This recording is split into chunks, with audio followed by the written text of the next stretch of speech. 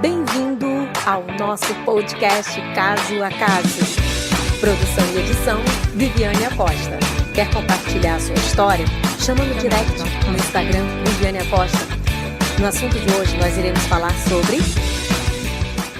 políticas públicas para a infância. Tornaram-se comuns manchetes de jornais, revistas e programas de televisão que nos mostram episódios de violência com crianças, seja no âmbito familiar, social ou até mesmo escolar. São crianças abandonadas nas ruas, sofrendo abusos dentro da própria casa ou na escola. Com tanto descaso e maus tratos, fica difícil acreditar que ainda existem leis que podem proteger o público infanto-juvenil. A violência muito difundida do jovem que comete ato infracional é fruto da violência a qual eles foram anteriormente submetidos. Não tem violência maior do que impedir que essas crianças e esses adolescentes tenham acesso às políticas básicas. O Estatuto da Criança e do Adolescente irá completar 31 anos agora, no dia 13 de julho. É uma lei federal que garante aos brasileiros de 0 a 18 anos uma série de direitos como saúde, alimentação, educação, lazer. Diz também que nenhuma criança ou adolescente pode sofrer negligência, discriminação, exploração, violência. Para falar sobre este assunto, quero chamar os meus convidados de honra. Eulógio Neto, de Fortaleza, Ceará, e Cacá Martins, de Maceió, Alagoas. Eulógio Neto é representante estadual do Fórum Colegiado Nacional de Conselheiros Tutelares, ele é especialista em direito público, radialista, apresentador de TV e fundador do Capacita Brasil. Cacá Martins é professor, escritor, técnico em educação, pós-graduado em História, foi conselheiro tutelar por 2 mandatos, membro do Conselho Estadual da Criança e Adolescente, SEDECA. Muito bom ter vocês aqui comigo. Esse é um dos meus temas preferidos. Eu acho que o Brasil nunca vai conseguir melhorar em nenhuma área se a gente não conseguir investir na base da base, que é a primeira infância.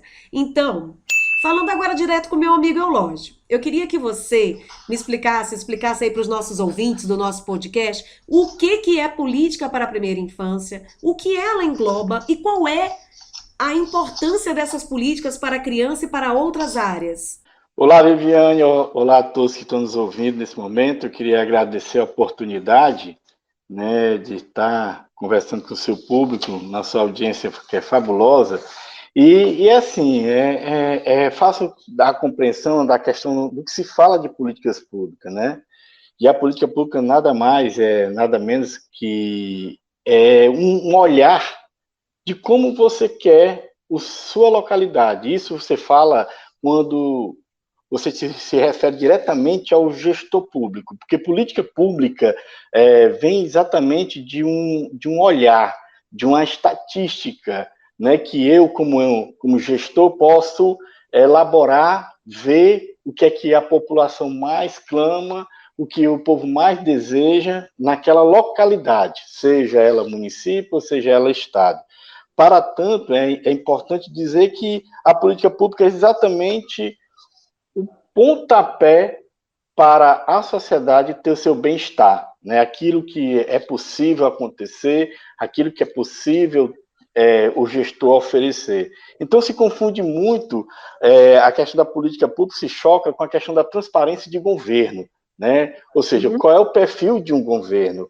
Né? Esse governo vai aplicar mais o quê? Né? Então, política pública exatamente é investimento social, né, para a sociedade. É bem redundante, mas é exatamente isso. São políticas, são programas, né, que possam ser aplicados, isso dentro de uma equipe que vai fazer um diagnóstico, uma estatística, para o bem comum daquela localidade, daquele povo, né, daquele povoado. Então, mais ou menos, em outras palavras, o resumo é isso, aplicar recurso público destinado a desenvolvimento da sociedade dentro de um olhar bem mais necessitado que a população possa ter naquele momento. Verdade. Eu costumo dizer que a criança sai do útero materno e vem para o útero social. Sempre falo assim, né? E o útero social que eu falo é a sociedade, como você está colocando. E ela tem o dever realmente de assegurar ao novo ser humano as condições necessárias para esse crescimento, desenvolvimento normal e com absoluta prioridade, como diz o Estatuto.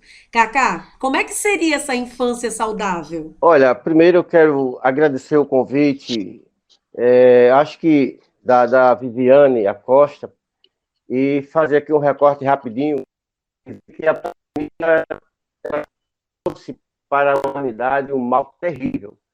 Porém, em todo o processo degradante, todo o processo complicado que fere a alguma parte da humanidade, sempre deixa algo interessante, algo bom, dependendo da pessoa, o olhar de cada pessoa. Então, nesse olhar dessa pandemia, as pessoas se conectaram mais, mesmo com a facilidade da internet, as pessoas se buscaram mais e as pessoas se aproximaram mais e se conheceram mais. E nesse parâmetro aí, eu tive o privilégio, a satisfação, a alegria de conhecer a Viviane via internet, e fizemos uma live, e aí a gente começou a bater as ideias, e hoje nós estamos nesse podcast.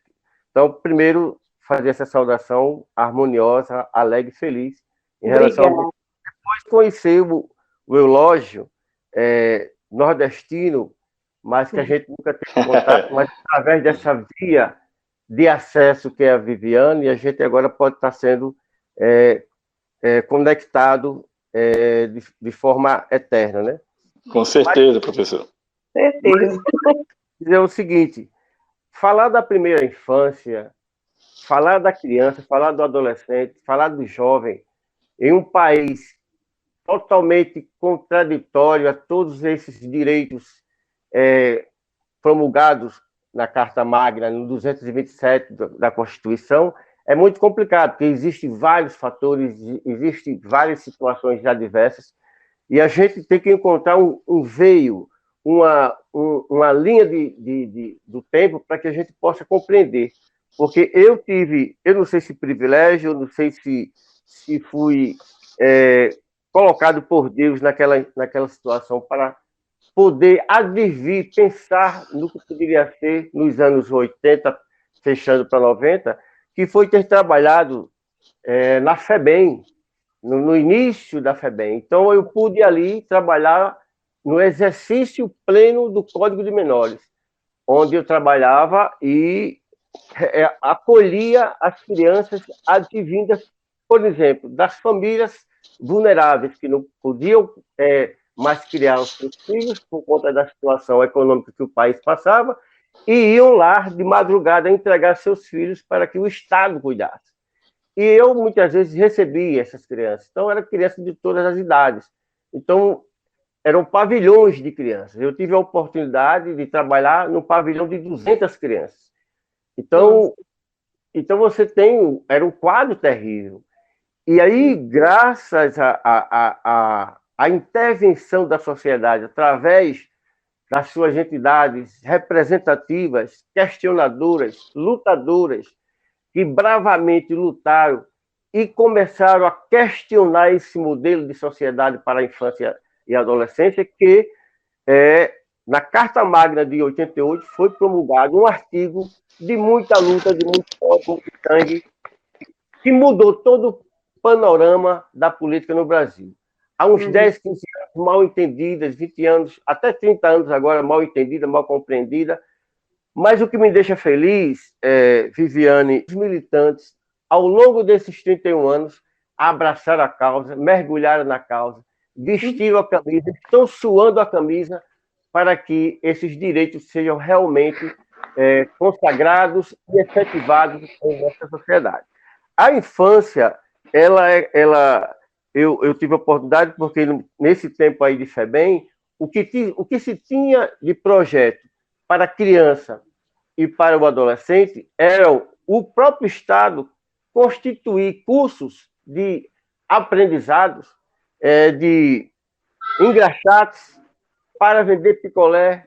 Então, era tudo isso, porque a tecnologia não existia, então o que se tinha de projetar como profissão para um futuro de um adolescente era trabalhar nessas questões. E o Estado patrocinava isso.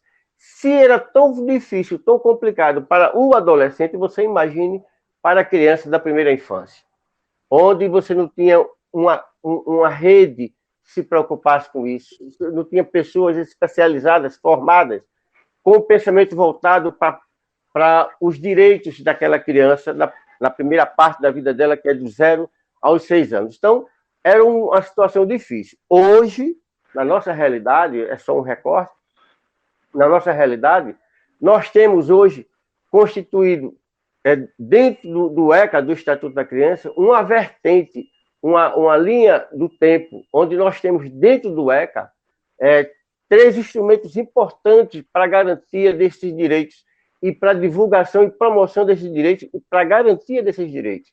Conselho Nacional, é o CONANDA, conselhos estaduais e os conselhos municipais. E no artigo 88, você vai entender nas diretrizes que ele ali formula os conselhos municipais e que a política se torna municipalizada, portanto, mais próximo dos seus munícipes, mais próximo da realidade. O que é que falta para que essa política realmente seja efetivada em nosso país? E nós temos uma sociedade que ela ganhou, conquistou a suor e sangue, a sua participação na formulação dessa política de forma paritária nos conselhos. O que é que falta para que isso avance? A capacitação desses conselheiros, a capacitação dos conselheiros da sociedade civil, que eles absorvam esse conhecimento, pratiquem esse conhecimento e vislumbrem dentro do orçamento as condições precípuas para que os direitos da criança sejam garantidos no seu município, no seu estado e no seu país.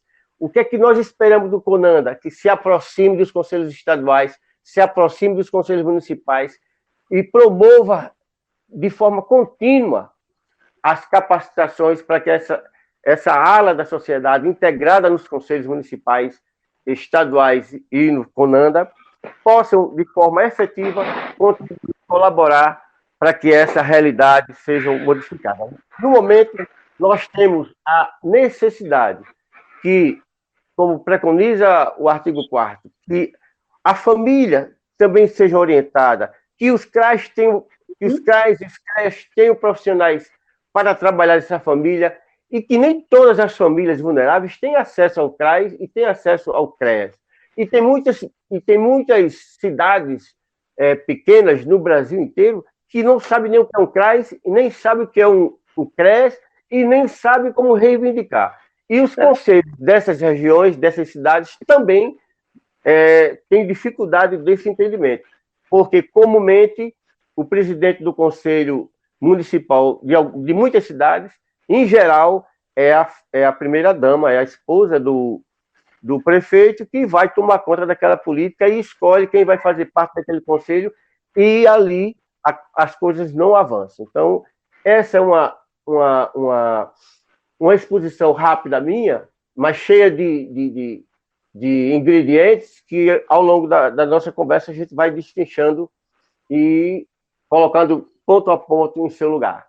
Tá certíssimo. E com informações importantíssimas, né? Porque o programa não foi feito somente para a rede de proteção. Eu falei desde o início, no nosso primeiro episódio, que é para a rede de proteção, para os conselheiros tutelares, todos os conselheiros, mas também e principalmente para a sociedade, comunidade, os pais, os responsáveis legais. Todo mundo tem que saber. E é importante também falar, viu, Cacá?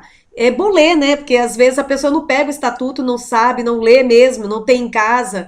O artigo 4º do estatuto, ele fala assim, que a criança e o adolescente têm direito à proteção, à vida, à saúde, mediante a execução de políticas públicas que permitam o nascimento e o desenvolvimento sadio e harmonioso em condições dignas de existência. E apesar aí, né, de avanços promovidos pelo próprio Estatuto da Criança e do Adolescente, como por exemplo com o combate ao trabalho infantil, e aí você falando aí da FEBEM, dos trabalhos que eram colocados para os nossos jovens, né? A gente tem essa situação assim, quem protege, né? Quem está protegendo eles ali na rua para poder fazer esse tipo de trabalho. E assim, o poder público, ele não investe em políticas que gerem mudanças estruturais na vida das crianças. Não estou falando de todos, né?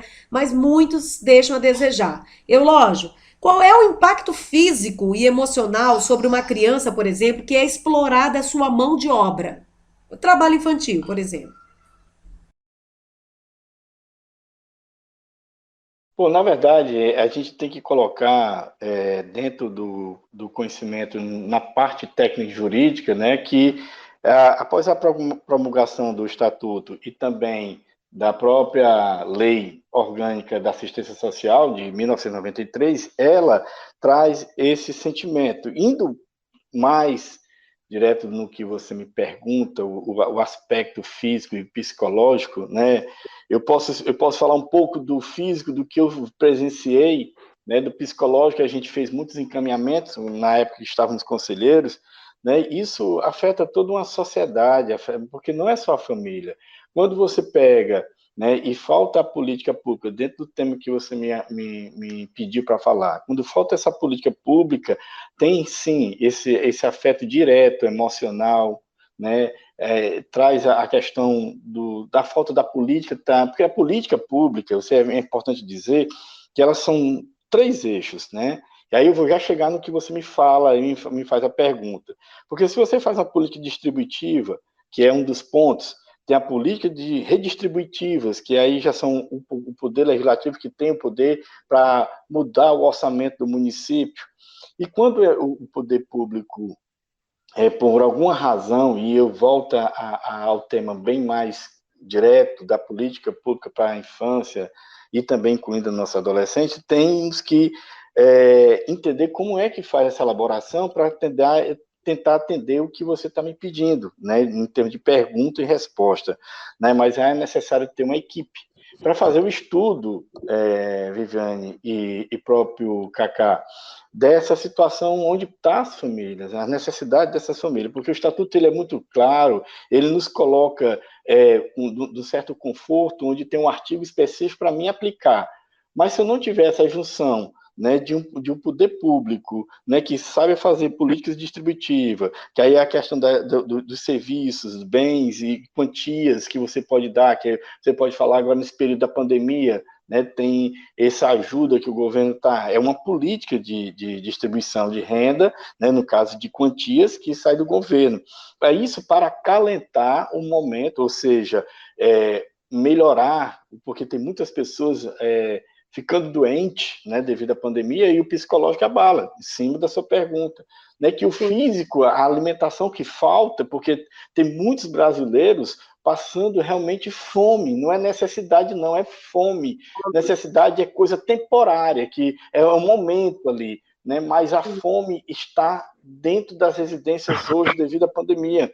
Ou por quê? Porque lá atrás, aquele gestor municipal, aquele gestor estadual, ele não se atentou onde deveria injetar o seu recurso, não só na questão das grandes obras, né, nas grandes impactos estruturais no município, que é importante, mas a questão da coisa humana, do trato humano, né, das famílias, Cacá, é onde você vai conseguir dar mais uma fortaleza aos teus municípios, né, aos seus municípios, onde está a população.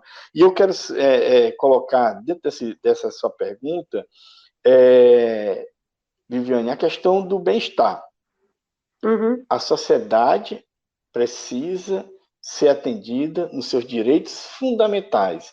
Os direitos fundamentais estão na Constituição, os direitos fundamentais de assistência estão na LOAS, e aí, dentro desse bojo, a culpa de você não atender, né, com qualidade e não ter uma equipe técnica para que ela possa, de fato, fazer essa estatística que eu disse inicialmente, para ver essas famílias no qual você me colocou aí, a questão psicológica e física, né, que essas famílias estão passando dentro de casa, onde hoje elas estão mesmo, as famílias estão aglomeradas dentro de casa, né, devido à pandemia, né, a necessidade desse isolamento.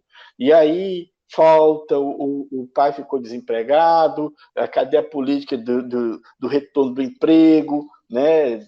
Cadê a política de dar atenção àqueles segmentos que foram mais prejudicados no entretenimento, aquele que levava os instrumentos da banda, aquele que montava o palco, né? Então, isso está dentro de casa, né? Isso, o psicológico está sendo afetado, né? O físico também está afetado, porque vem a doença, e aí a doença surge, infelizmente, e aí estamos aí com esse caos que está aí o Brasil, né? Destaque né, no mundo afora, onde nós somos até o hospedeiro de várias doenças para os países latinos, né, vizinhos a nós aqui. Portanto, eu posso te dizer que se você colocar a política pública voltada dentro desses eixos que eu coloquei para você, né, o seu público entender, a política de redistribuição, a política de distribuição de renda, né, e a questão das constitutivas, as políticas onde o governo aprova, né, um certo falta ali no município de algo, porque se você tem a política do Bolsa Família, né, é fundamental. Mas vários municípios estão aplicando agora, né, o auxílio municipal, né? O governo está dando esse auxílio, mas os municípios estão tirando recurso, porque tem esse recurso, para aplicar. Então, dentro disso, de fato, né, uma localidade, né, com bem-estar, é cuidar do seu povo, é colocar o povo no pódio, né, colocar os problemas nos seus olhos ali, bem destacado, e tentar aplicar os recursos nessas faltas e nessas falhas que gestões anteriores e até a atual precisa ter isso. Ou seja, em resumo, se você tem um governo, se você quer um governo mais tranquilo e que priorize a sua criança e o seu adolescente, e naturalmente toda a família, é aplicar e fazer políticas públicas de atenção básica, fundamental para as famílias. Perfeito, perfeito. E aí eu quero colocar então que a lei número 13.257 de 2016, que dispõe sobre as políticas públicas, é bom que a gente saiba qual é a lei, né?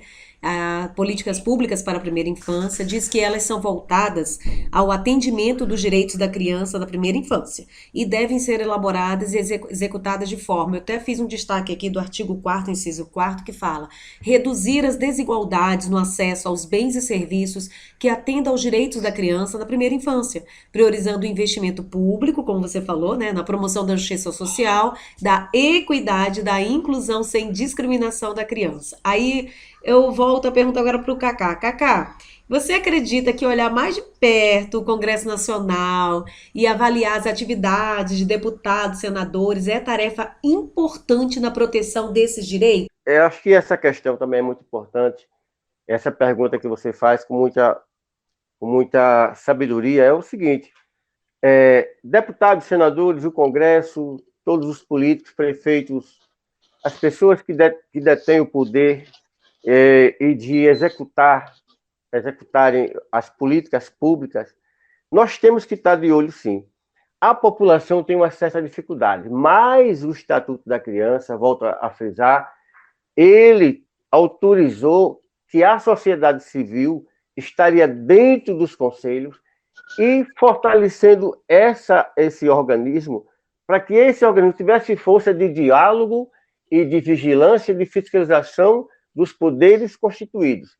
Então, se nós temos, por exemplo, todas as mudanças e alterações do ECA, né, do Estatuto da Criança e do Adolescente, devem ter passado, ou se não passaram, mas deveriam ter passado pelo CONANDA, numa discussão ampla com a sociedade civil organizada, para contribuir com aquelas mudanças. E as ações de governo também. Então, não é o sujeito. Quem vai representar o sujeito de um povoado desletrado, que a criança dele está com problemas seríssimos de saúde, de fome, de tudo, de todas as carências, vulnerabilidades sociais? Quem é que está lá dentro do Conselho Municipal, dentro do Conselho Estadual, dentro do Conselho Nacional e dentro dos Conselhos Tutelares? Quem são as pessoas no Conselho Tutelar? As pessoas escolhidas pela sociedade. Da mesma forma, as entidades que participam dos conselhos. E essa sociedade civil, que antes dos conselhos pressionavam demais o Congresso Nacional para que conquistasse melhorias e mudanças na vida da criança e do adolescente, a gente já não percebe mais. Então, o governo federal faz o que quer nessa área, os governos estaduais nessa mesma linha, e os prefeitos não se falam porque fecham-se com os vereadores e muitas vezes patrocinam e escolhem as entidades que vão fazer parte dos conselhos municipais e escolhe os conselheiros tutelares e, portanto, aí o CONANDA, em algumas situações, não vou aqui querer meter a boca, mas às vezes a gente olha na internet e vê CONANDA, o fórum, não sei de quê, toma um café com a ministra, toma um café. Sim, pô, e o café proporcionou o quê? Que transformação, que avanço teve nesse café? Então é preciso que nós, como sociedade, continuemos com o mesmo fervor, com a mesma força, com a mesma determinação, com a mesma visão e a mesma consciência crítica em relação ao poder, para que a gente possa não tão somente apertar a mão dos políticos, afagá-los, mas também exigir que os poderes públicos estejam afinados com essa área vulnerável que é a criança da primeira infância, principalmente. Porque você olha, quando um povoado, quando uma cidade pequena vem receber uma creche, o mundo tem se acabado. Então, e quando chega a creche, os seus funcionários, os educadores, não têm a capacitação necessária para cuidar daquela criança que ali está. E muito menos de ter um programa dentro das prefeituras que dê apoio às famílias vulneráveis no ponto de vista financeiro, mas que a gente pode estender isso no ponto de vista emocional, do ponto de vista psicológico, porque passa, como o Eulógio colocou com muita propriedade, porque a pandemia veio, devastou todos os controles necessários da família, aglomerou todos os seus partícipes familiares dentro de uma casa só, de um lar só. Alguns chamam de casa, mas em outros cubículos, barracos, enfim. Então, são situações diversas que nos obrigam a estar perto, próximo do poder, para cutucá-los, para pressioná-los e sugerir e apontar caminhos que possam diminuir o sofrimento dessas crianças na primeira infância, no desenvolvimento da criança e do adolescente e do jovem, que necessitem dessa atenção, desse olhar. Nosso olhar é um olhar diferenciado.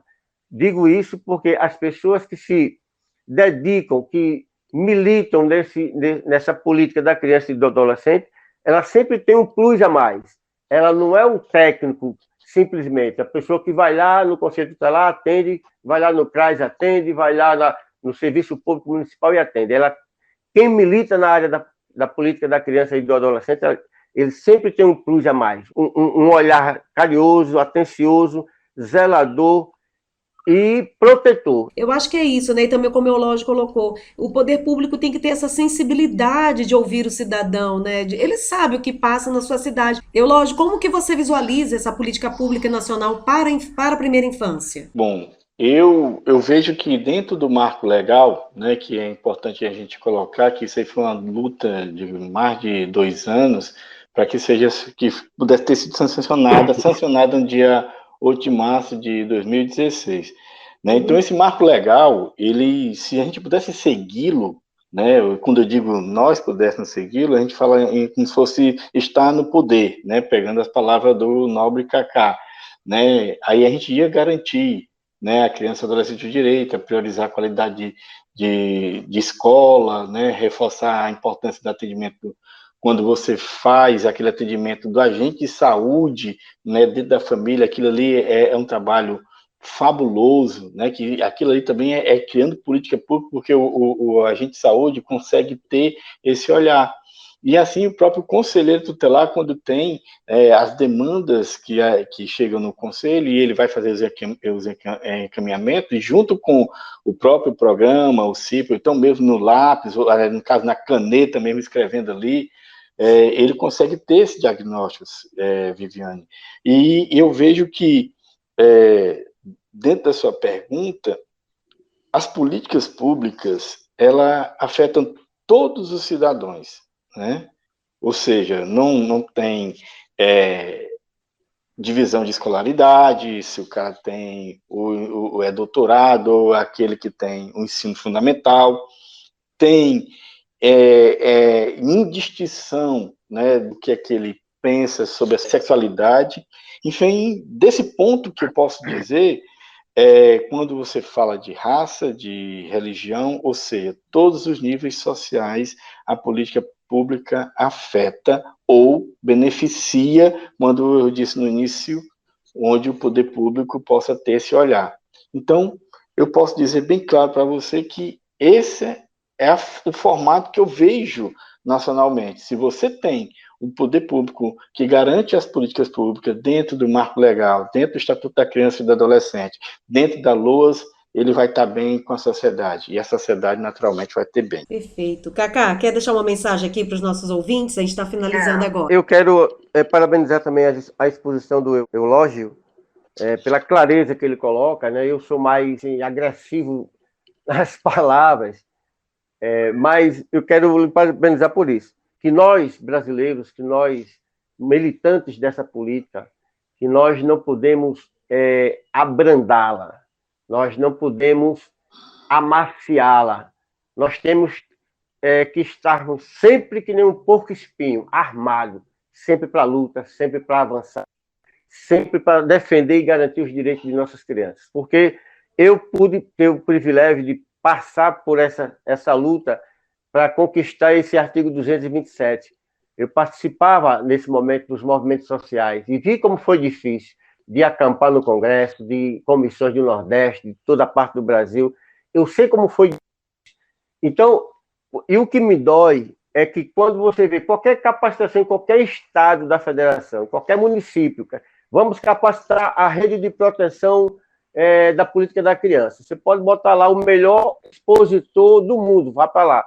O prefeito não vai, os secretários não vão, o governador não vai, Defensoria Pública não vai, o Ministério Público está indo agora, porque às vezes está na pressão, e o Judiciário muito menos. Se sentem deuses que não querem sentar lá um pouco para ouvir a capacitação da rede de proteção da criança e do adolescente. Portanto, aí só uma ala da sociedade se capacita e tem a consciência da importância dessa política. Quando vai para o embate, aí você vai para um embate complicado, porque a sociedade entende os direitos da criança e do adolescente, mas os gestores não entendem, nem querem entender.